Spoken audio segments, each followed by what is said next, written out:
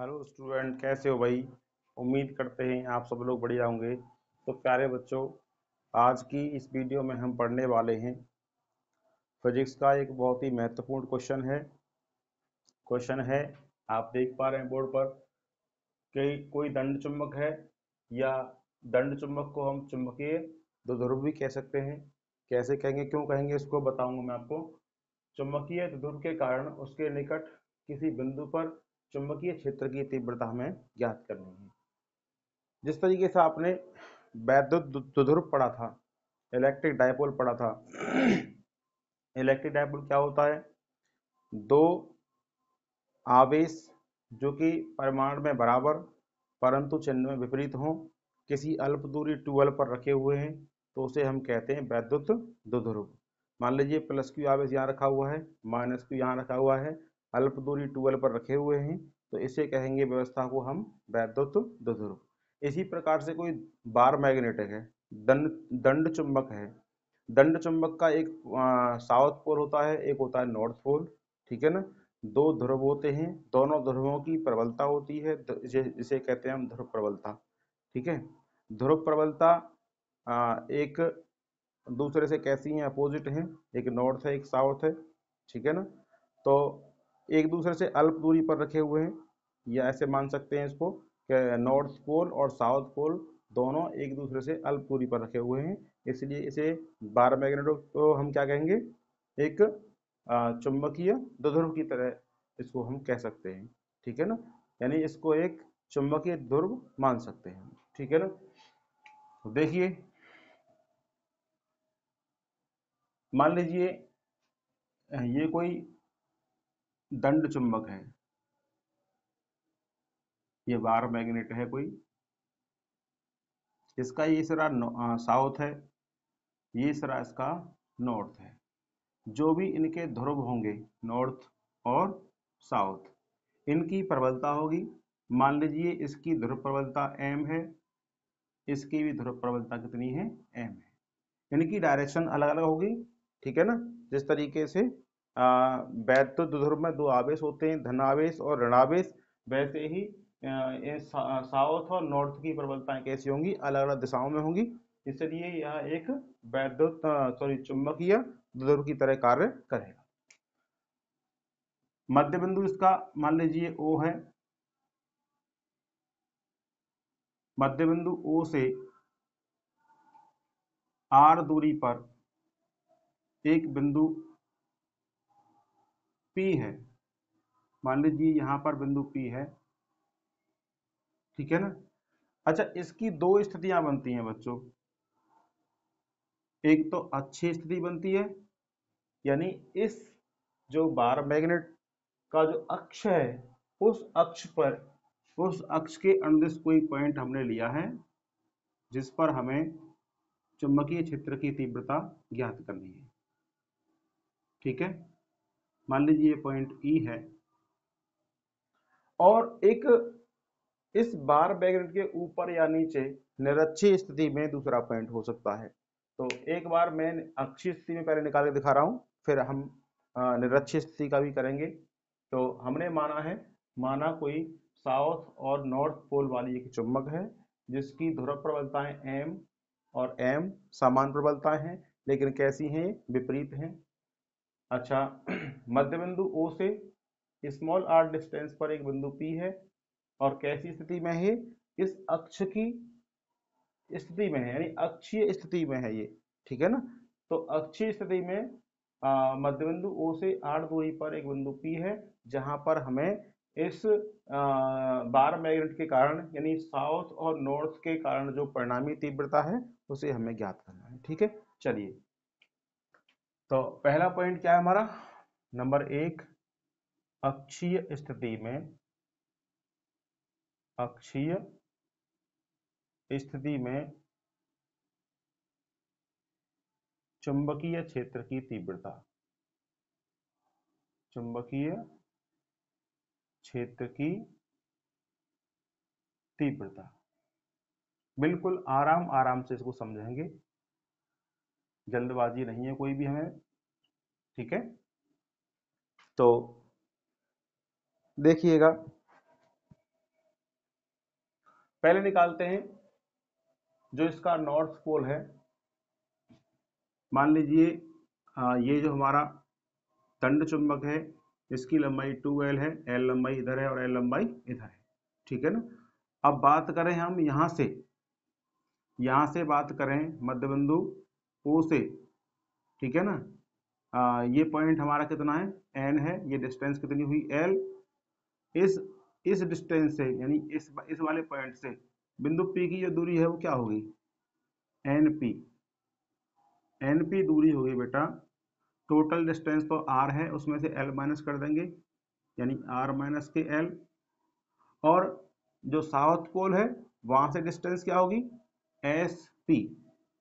ये होगी SP बराबर R प्लस L, बिकॉज ये डिस्टेंस R और ये वाली L है ना, तो ये दूरी R प्लस L, यहां से S से डिस्टेंस होगी R प्लस L।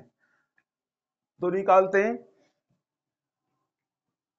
ध्रुव S, पहले N की बात करते हैं। ध्रुव N के कारण बिंदु P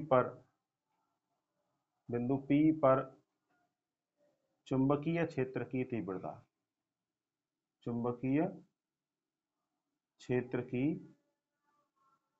तीव्रता कितनी होगी। मान लेते हैं तीव्रता E1 है, नॉर्थ पोल के कारण तीव्रता E1 है, और E1 जो है किधर होगी, इधर की तरफ होगी, यानी कि नॉर्थ से दूर की तरफ। जो चुंबकीय बल रेखा होती हैं वो नॉर्थ से निकलती हैं, है ना। पहले मैंने आपको बताया हुआ है चुंबकीय बल रेखाओं की दिशा कैसे होती है, नॉर्थ पोल से निकलती हैं और साउथ में एंटर करती हैं, ठीक है ना। इस तरीके से नॉर्थ से निकलती हैं और साउथ में एंटर करती हैं। तो नॉर्थ से दूर की तरफ होगी E1। तो E1 बराबर कितना होता है, μ0 अपॉन 4 पाई इंटू कितनी प्रबलता है इसकी, m अपॉन डिस्टेंस कितनी है यहां से बेटा, NP, तो NP का स्क्वायर। डायरेक्शन किधर गई, N से, वो तो NP डायरेक्शन होगी ना, NP दिशा में, ठीक है। चलिए E1 बराबर μ0 upon 4 pi into m upon NP है हमारा R माइनस L का होल स्क्वायर। इक्वेशन फर्स्ट मान लेते हैं। इसी प्रकार ध्रुव S के कारण बिंदु P पर चुंबकीय क्षेत्र की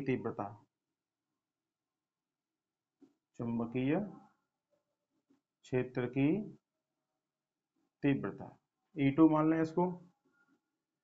E2 किधर होगा, मैंने बताया था जो चुंबकीय बल रेखा होती है नॉर्थ से निकलती हैं और साउथ में एंटर करती हैं, तो साउथ की तरफ की डायरेक्शन होगी E2 की, ऐसे करके E2 की जो दिशा होगी वो साउथ की तरफ ही होगी।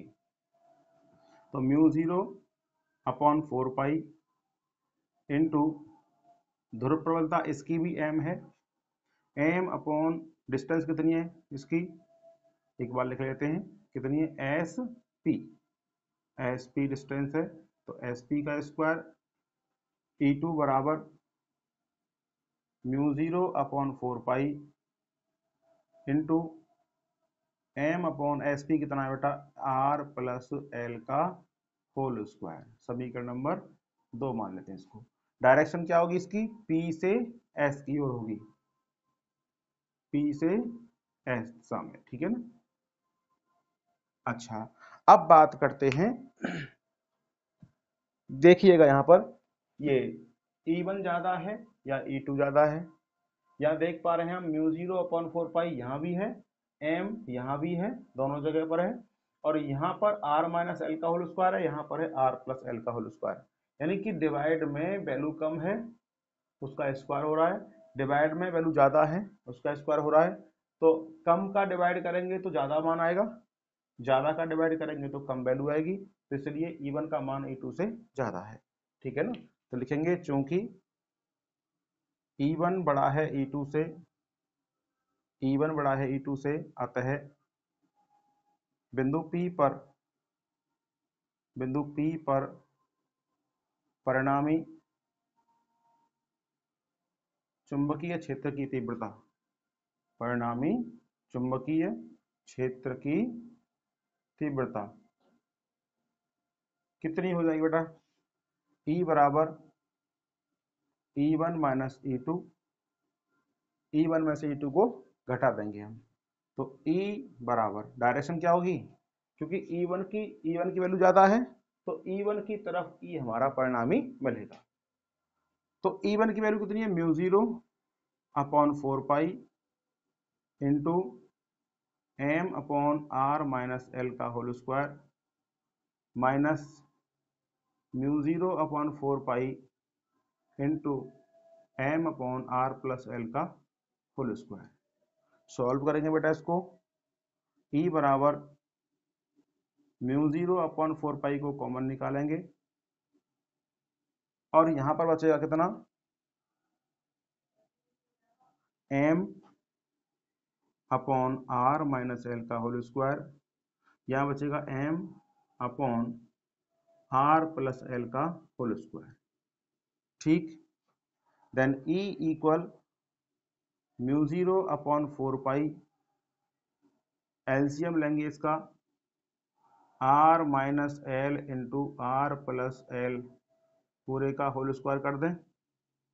ठीक, एम कॉमन निकालेंगे और आर प्लस एल का whole square minus R minus L का होल स्क्वायर। कैसे हुआ ये, जरा देखिए ध्यान से। जब इसकी डिवाइड करेंगे ये कैंसिल हो जाएगा डिवाइड आर प्लस एल के टाइम्स, इसकी मल्टीप्लाई कर देंगे ऊपर एम में, एम हमने कॉमन निकाल रखा है तो आर प्लस एल का होल स्क्वायर आ जाएगा यहाँ पे, माइनस इसकी डिवाइड करेंगे ये कैंसिल हो जाएगा, बचेगा आर माइनस एल का होल स्क्वायर, यहाँ आ जाएगा आर माइनस एल का होल स्क्वायर। जब इसको सॉल्व करेंगे E बराबर म्यू 0 अपॉन 4 पाई एम, इसे a प्लस बी का whole square minus a minus B का होल स्क्वायर खोलेंगे तो यहाँ मिलेगा आपको 4RL अपॉन इसे कह देंगे R square minus L square का होल स्क्वायर। ठीक है, चलिए थोड़ा आगे देखते हैं इधर।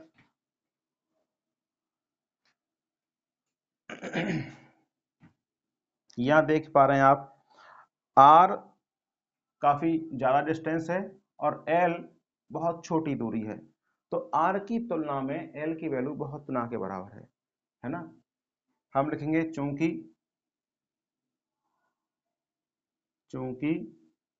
R बहुत छोटा है L की तुलना में, सॉरी मिस्टेक, L बहुत छोटा है R की तुलना में, दैट इम्प्लाइज स्क्वायर करेंगे तो L स्क्वायर का मान बहुत छोटा हो जाएगा, बिल्कुल ना के बराबर R स्क्वायर की तुलना में L स्क्वायर बहुत छोटी वैल्यू होगी, इसलिए L स्क्वायर को छोड़ सकते हैं हम, L स्क्वायर को छोड़ने पर, यानी L स्क्वायर को छोड़ने पर जो वैल्यू है उस पर कोई भी इफेक्ट नहीं पड़ेगा, तो छोड़िए जरा इसको। देन E बराबर म्यू 0 अपॉन 4 पाई इंटू ये एम 4RL, तो इसे कह सकते हैं हम 2m नहीं सॉरी m इंटू 2l का हो, m इंटू 2l और एक 2 मैंने यहाँ लगा दिया, कितना हो गया 4ml, देखो 4ml मैंने 2 इंटू एम इंटू 2l लिखा है और ये r लिख दिया मैंने अलग, अपॉन में आर स्क्वायर का होल स्क्वायर, r की पावर 4 हो गया क्योंकि हमने यहां से L स्क्वायर को छोड़ दिया है। ठीक है ना, एक r कैंसिल हो जाएगा यहां से, तो क्या बचेगा E equal mu 0 upon 4 pi into 2, ये m इंटू 2l कितना होता है बताओ, m इंटू 2l होता है कैपिटल M, इसे कहते हैं चुंबकीय द्विध्रुव आघूर्ण। अपॉन r की पावर 3। ये आपकी परिणामी चुंबकीय क्षेत्र की तीव्रता कहाँ निकल गई है, बिंदु P पर निकल गई है। ठीक है, अगर इसको सदिश रूप में लिखना है, सदिश रूप में लिखना है तो E वेक्टर लगाएंगे, mu 0 upon 4 pi into 2 m पर वेक्टर आएगा अपॉन r क्यूब। ये आपका सदिश रूप में परिणामी चुंबकीय क्षेत्र की तीव्रता मिलेगी। उम्मीद है आपको यह वीडियो पसंद आई होगी। ठीक है, दूसरी वीडियो में मैं इसकी जो निरक्षीय स्थिति है उसे करवाता हूँ। करिए बेटा नोट उसको।